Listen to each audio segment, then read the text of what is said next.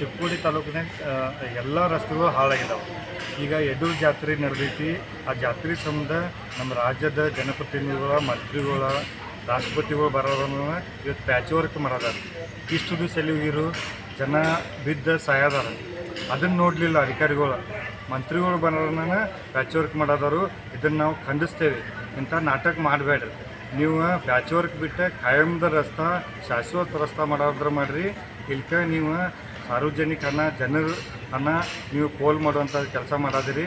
ತಕ್ಷಣ ಇದನ್ನು ಬಂದ್ ಮಾಡಿ ಶಾಶ್ವತ ರಸ್ತೆ ಮಾಡಿಕೊಡ್ಬೇಕಂತ ನಾವು ತಮ್ಮ ವಾಹಿನಿ ಮುಖಾಂತರ ಒತ್ತಾಯ ಮಾಡ್ತೀವಿ.